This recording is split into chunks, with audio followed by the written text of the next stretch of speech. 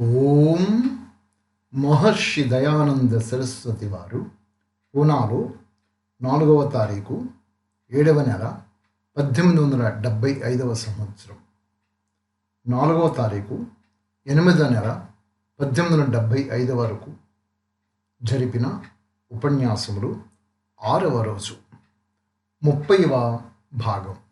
ఈశ్వర, పసితనము జ్ఞప్తికి లేదు, బాల్యము ఆటలమయము, యవ్వనము ప్రలోభాలమయము. నిన్ను తలవని మనస్సును మన్నించు, నిన్ను తెలియని బుద్ధిని కరుణించు. నీవే దిక్కని, నీవే నిజమని శరణు వేడుతున్నాను. ఆగ్రహించక అనుగ్రహించు.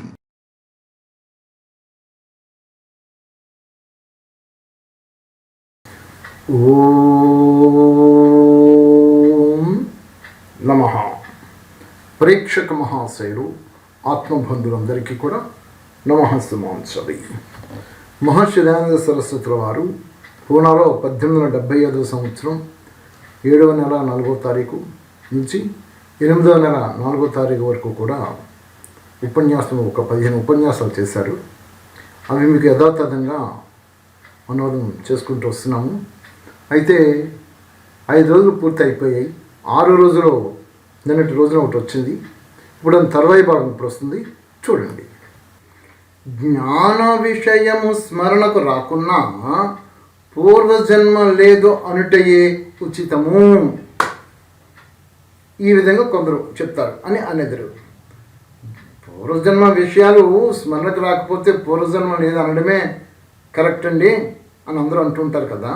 దానికి సమాధానంగా మహర్షుల వారు ఏమి ఉందో చూద్దాం. వీరి అభిప్రాయములకు ఈ క్రింది సమాధానం అసంగబడును అంటే ఇవ్వబడింది, చెప్పబడును. ఏమిటంట? జీవుని జ్ఞానము స్వాభావికమైనదియు మరియు నైమిత్తికమైనదియు ద్వివిధము. జీవుడికి 2 రకాల జ్ఞానాలు ఉండవంట. ఒకటి స్వాభావికమైనది, 2 నైమిత్తికమైనటువంటిది. అంటే అప్పటి పరిస్థితులు కాలమానానుసారంగా ఒకటి, రెండవది స్వాభావికమైనటువంటిది. ఈ 2 రకాల జ్ఞానం జీవుడికి ఉంటుంది అని చెప్తున్నారు. చెప్తూ దానికి ఏమంటున్నారంటే, స్వాభావిక జ్ఞానం ఎల్లప్పుడూ ఉండును, కానీ నైమిత్తిక జ్ఞానము తగ్గుచూ వృద్ధి అగుచుండును. తాత్కాలికంగా పొందుకునేటటువంటి జ్ఞానం ఏదైతే ఉందో అది తగ్గవచ్చు, వృద్ధి చెందవచ్చు. కానీ స్వాభావిక జ్ఞానం ఏదైతే ఉందో అది ఎల్లప్పుడూ ఉంటుంది అని చెబుతూ ఉదాహరణ ఇస్తున్నారు, చూడండి.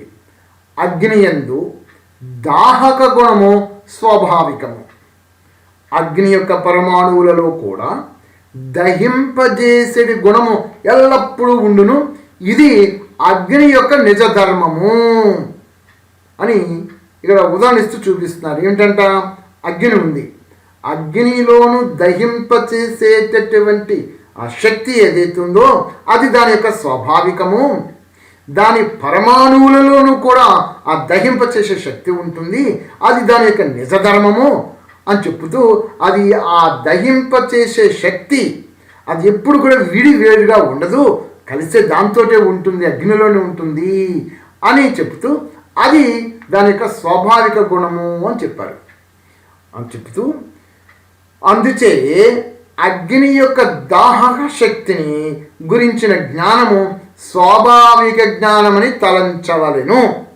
కాబట్టి అగ్నిలో ఉండినటువంటి ఆ యొక్క దహింపచేసే శక్తి ఏదైతే ఉందో అది దాని యొక్క దాహక శక్తి, అది దాని యొక్క ఆ విధంగా ఉందని మనం స్వాభావికంగా తెలుసుకోవాలి అని చెప్తున్నారు. అట్లాగనే ఇంకేం చెప్తున్నారు? అగ్ని యొక్క సంయోగము వలన జలమును ఉష్ణత్వము ఉత్పన్నమగును. అగ్ని జలము వేరువేరుగా ఉన్నాయి ఇక్కడ, గమనించండి. అగ్ని యొక్క స్వాభావిక గుణం దానికి అలాగుంటుంది, జలం యొక్క స్వాభావిక గుణం దానికి అలాగుంటుంది. కానీ అగ్ని తీసుకొని జలాన్ని తీసుకొని ఒక పాత్ర మీద జలము వేసి ఆ పాత్రని అగ్ని మీద పెట్టామనుకోండి, అప్పుడు ఏం జరుగుతుంది? అగ్ని యొక్క స్వాభావికమైనటువంటి దహించే శక్తి ఏదైతుందో ఇది పాత్ర గుండా వ్యాపించి జలంలోనికి వెళ్ళిపోతుంది. ఈ జలము వేడెక్కిపోతుంది. అవునా కదా? అంటే ఉదాహరణ ఇస్తున్నారు చూడండి. జలము ఉష్ణత్వం ఉత్పన్నమగును. అగ్ని నుండి జలము వియోగం చెందినప్పుడు దానికి ఉష్ణత్వం ఉండదు. అది ఈ అగ్ని నుంచి ఈ పాత్రను విడగొట్టేయండి, లేదా పాత్ర నుంచి అగ్ని తీసేసేయండి, అప్పుడు ఆ జలములోను ఈ ఉష్ణత్వం ఉంటుందా? కొంత సమయం ఉంటుంది ఉంటుంది ఉంటుంది ఉంటుంది ఇంకా మెల్లమెల్లగా జలములో నుంచి ఆ ఉష్ణత్వం పోయి జలము యొక్క స్వాభావిక గుణం ఏమిటి? ఇక్కడ ఇందాక అగ్నిలో స్వాభావిక గుణం ఏమిటి? దహింపచేసే శక్తి. అలాగనే జలమునకు కూడా స్వాభావిక గుణం ఏమిటి? ఇక్కడ శీతలత్వం. మరి మధ్యకి ఏమొచ్చింది? అగ్నితత్వ ఉష్ణత్వము, అగ్ని యొక్క ఉష్ణం దాహక శక్తి జలములోనికి ప్రవేశించింది. జలములోనికి ప్రవేశించి అది ఏమైంది? జలము దాని స్వాభావిక గుణం నుంచి అది మారిపోయి నైమిత్తిక గుణంగా మారి ఉష్ణత్వాన్ని మనకి చూపించుకుంటూ వచ్చేసేసింది. ఇది దాన్ని వివరణిస్తున్నారు చూడండి. అందుచే జలము యొక్క ఉష్ణతకు సంబంధించిన జ్ఞానము నైమిత్తికమైనది, జలమునకు గల శీతలత్వము జ్ఞానము స్వాభావికమైనది. గడిచి చెప్పేశారు. ఇక్కడ జలం దగ్గరికి తీసుకొస్తే జలము యొక్క శీతలత్వము ఇది దాని స్వాభావికము. ఈ జలము మీదకి అగ్ని ప్రవేశించినప్పుడు ఆ అగ్ని జలంలోనికి వచ్చేసిన తర్వాత అప్పుడు ఏమైంది? జలం దగ్గరికి నైమిత్తిక గుణం వచ్చింది. అక్కడ దీని స్వాభావిక గుణం పక్కన పెట్టేసేసి నైమిత్తిక గుణం వచ్చింది. ఈ నైమిత్తిక గుణం శాశ్వతంగా ఉండిపోతుందా? ఉండదు. కింద మంట ఉన్నంతసేపు అది ఉంటుంది. కింద మంట తీసేస్తే మెల్లమెల్లగా దీని యొక్క స్వాభావిక గుణంలోనికి ఈ జలము వచ్చేస్తుంది అని ఉదాహరణ చూపిస్తున్నారు. అదే విధముగా ఇక్కడ మళ్ళీ చూసుకొస్తాం చూడండి. అందుచే జీవునకు తన అస్తిత్వం యొక్క జ్ఞానము అనగా నేను ఉన్నాను అన్నది స్వాభావికము. కానీ చక్షువులు శ్రోత్రాది ఇంద్రియముల ద్వారా జీవాత్మకు కలిగేడు జ్ఞానము నైమిత్తికము. ఇక్కడ కూడా చూపిస్తున్నాడు. జీవుడికి స్వాభావిక గుణం ఏమిటి, వీడికి నైమిత్తిక గుణం ఏమిటి అని వివరించి చూస్తే జీవుడికి స్వాభావిక గుణం ఏమిటి? నేను ఉన్నాను. ఇది జీవుని యొక్క స్వాభావిక గుణము. మరి నైమిత్తిక గుణం ఏమిటి? ఇక్కడ జీవుడికి నైమిత్తిక గుణం వీడికి కావాలనేటట్లయితే ఇందాక జలం మీదకి అగ్ని వస్తే జలం యొక్క స్వభావం ఎలాగ మారిపోయిందో అలాగే జీవుడికి కూడా వీడి స్వాభావిక గుణం నుంచి నైమిత్తిక గుణంలోనికి రావాలి అనేటట్లయితే వీడికి ఏం జరిగిందంట? ఈ చెవులు, కళ్ళు, నోరు అంటే పంచేంద్రియాలు, జ్ఞానేంద్రియాలు. ఈ జ్ఞానేంద్రియుల ప్రకృతి, ఈ ప్రకృతి అనేటటువంటి ఈ శరీరంలోనికి జీవుడు ప్రవేశించగానే ఈ ప్రకృతికి సంబంధించినటువంటి జ్ఞానేంద్రియాలు, కర్మేంద్రియాలు వీటి ద్వారా ప్రకృతి నుంచి పొందేటటువంటి ఏదైతే జ్ఞానం ఉంటుందో ఇది నైమిత్తికము. అది అంటే రెండు జ్ఞానాలు వచ్చాయి. జీవుడికి స్వతఃసిద్ధమైన జ్ఞానం ఒకటి ఉంది. ఇంద్రియముల ద్వారా ఈ ప్రకృతి ద్వారా పొందినటువంటి జ్ఞానం ఏదైతుందో ఇది నైమిత్తిక జ్ఞానము అని రెండు విధాలుగా ఇక్కడ చూపిస్తున్నారు.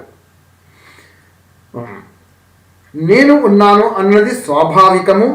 జీవునకు తన అస్తిత్వం యొక్క జ్ఞానము అనగా నేను ఉన్నాను అన్నది స్వాభావికము.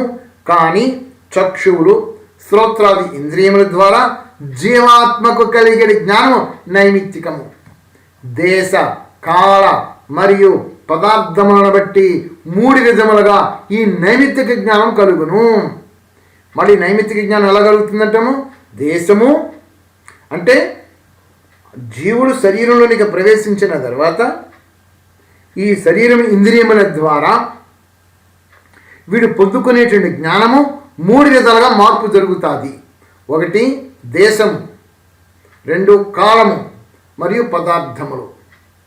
దేశ కాల పదార్థములు ఈ మూడింటిని బట్టి మూడు విధాలుగా ఈ నైమిత్తిక జ్ఞానము ఈ జీవుడికి కలుగుతుంది. పరీక్షించండి. దేశ కాల పదార్థములతో కర్మేంద్రియములకి ఏ విధముగా సంబంధం ఏర్పడునో అదే విధముగా ఆయా సంస్కారములు ఆత్మకు కలుగును. అది జీవుడికి ఈ కర్మేంద్రియాలు ఉన్నాయి కదా, ఈ జ్ఞానేంద్రియాలు ఉన్నాయి కదా, ఈ జ్ఞానేంద్రియాలు కర్మేంద్రియాల ద్వారా ఈ దేశ కాల పదార్థములతో కర్మేంద్రియములకు ఏ విధంగా ఈ సంబంధాలు ఏర్పడతాయి, వాటి ద్వారా ఆయా దేశ కాల పదార్థముల ద్వారా అనుభవించుకుంటూ ఆ జ్ఞానాన్ని పొందుకుంటుందో ఆయా విధాలుగా ఆ ఆత్మకు అవి సంస్కారాల రూపంలో అవి ఏర్పాటవుతాయి అని చెప్తున్నారు. ఈ మూడు నిమిత్త కారణములు ఏ విధములుగా తొలగిపోవునో ఆయా విధముగా జీవులకు కలిగిన నైమిత్తిక జ్ఞానం నశించును. మరి ఈ మూడు రకాలుగా కలిగినటువంటి జ్ఞానము ఏమిటి? దేశము, 2 కాలము, 3 పదార్థములు. ఈ 3 రకాల జ్ఞానము ఈ జీవుడికి కలిగాయి కదా. ఇది నైమిత్తిక కాలం జ్ఞానము కదా, ఇది శాశ్వతంగా ఉండదు. ఎందుచేత ఉండదు? ఈ దేశకాల పదార్థముల మార్పులు జరుగుతూ ఉంటుంటే వీడి జ్ఞానం కూడా మారిపోతుంటుంటాయి. ఇందాక అగ్ని మీద నీరు పెట్టినప్పుడు ఆ నీరు అగ్ని కింద ఉంటున్నప్పుడు నీరు ఆ యొక్క ఉష్ణత్వం కలిగి ఉంటుంది. అగ్ని తీసిగానే ఆ నీరు యొక్క స్వాభావిక గుణంలోనికి నీరు వెళ్ళిపోతుంది. అలాగే జీవుడికి కూడా నేను ఉన్నాను వీడికి స్వాభావిక గుణం. వీడికి ఈ జీవుడు అనేటటువంటి వాడికి ఈ కర్మేంద్రియాలు జ్ఞానేంద్రియాలు ఏ విధంగా అయితే ఉన్నావో వీటి ద్వారా ఈ ప్రకృతికి వచ్చినప్పటికీ దేశము, కాలము, పదార్థము ఈ 3 రకాల విధాలైన జ్ఞానం ఏదైతే ఉంటుందో ఇవి వీడికి సంస్కారాల రూపంలో కలుగుతూ ఉంటవి.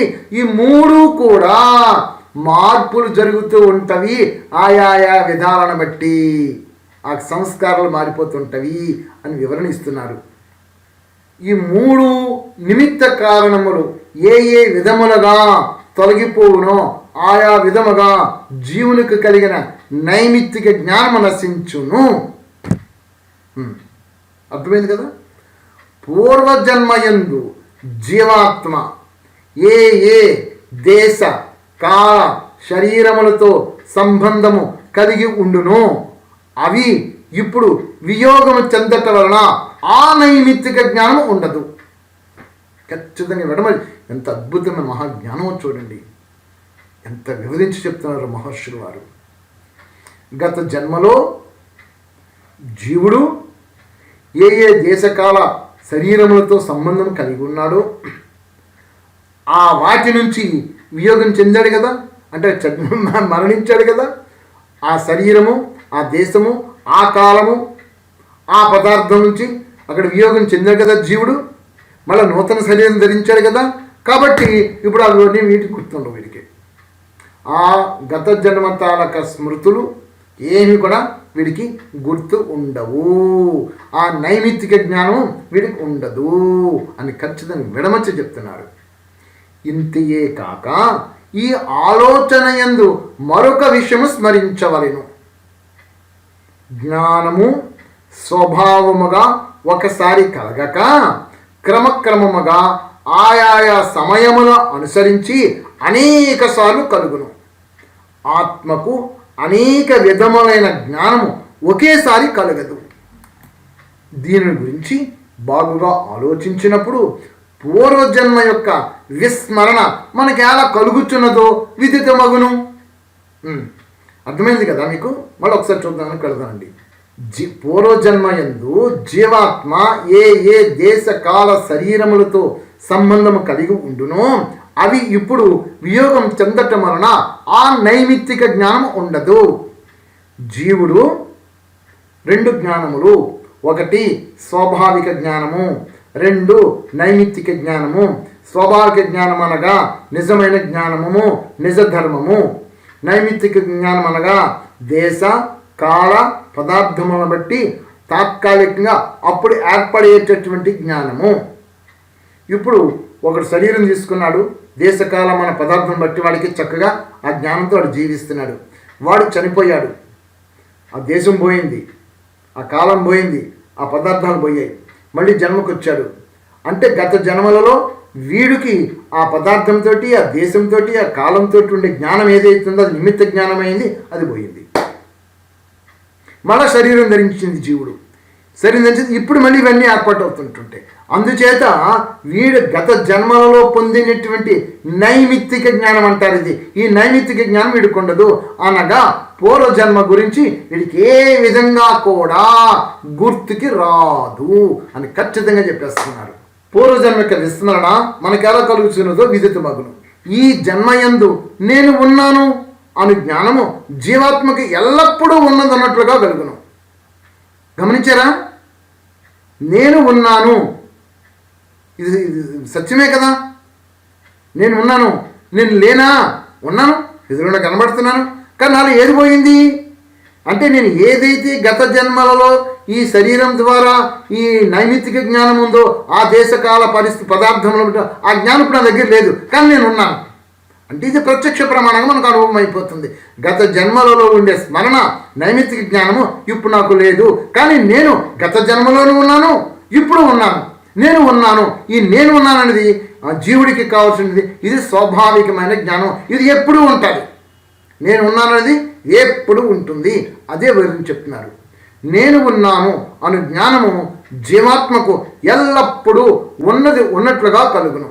పై కారణముల వలన పునర్జన్మ జ్ఞానము జీవాత్మకు స్ఫురించదు. అది పై జ్ఞానము ఏది? నైమిత్తిక జ్ఞానము. ఇది శాశ్వతం కాదు.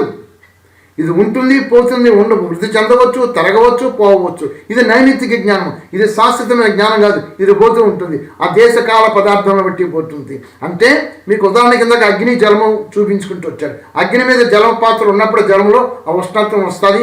ఆ అగ్ని తీసిగానే ఆ యొక్క ఉష్ణత్వం పోతుంది. అలాగనే జీవుడు ఆ దేశకాలమైన పరిస్థితులు ఈ శరీరంతో ఉన్నప్పుడు అక్కడ ఈ కర్మేంద్రియముల ద్వారా ఏదైతే జ్ఞానం పొందుతుంటాడో అది నైమిత్తిక జ్ఞానం అవుతుంది. కానీ వీడికి అప్పుడు ఉంటాడు, నేను ఉన్నాను అప్పుడు అన్నాడు. అక్కడ శరీరం పోయిన తర్వాత జన్మించిన తర్వాత మళ్ళీ నేను ఉన్నాను అని ఇప్పుడు అంటున్నాడు. కానీ గత జన్మ స్మృతి వీడికి స్ఫురణ రాదు అని ఖచ్చితంగా చెప్పేసేస్తున్నారు. సరే, ఇవాటికి ఇది చాలు. రేపు ఇంకోటి చెప్పుకుందాం. 2వ పేజీలోనికి, తర్వాత పేజీలోకి వెళ్దాం. నమః శివాయ. సమయము ఎక్కువైంది కదా, 12 నిమిషాలు దాటేసింది. రేపు చెప్పుకుందాం. నమః శివాయ. నీవు నమ్మిన సిద్ధాంతం వేద ప్రమాణములతో ఉందా? నీవు నమ్మిన సిద్ధాంతం వేద ప్రమాణములకు సత్యానికి విరుద్ధంగా ఉంటే దానిని వదలడానికి నీవు సిద్ధంగా ఉన్నావా? లేకపోతే ఎవరికి భయపడుతున్నావు? దేనికి భయపడుతున్నావు? నీ కర్మకు భయపడు. సత్య ప్రమాణములతో నీ కర్మలను ప్రక్షాళన చేసుకో. లేకపోతే జీవితమే వ్యర్థం అవుతాది.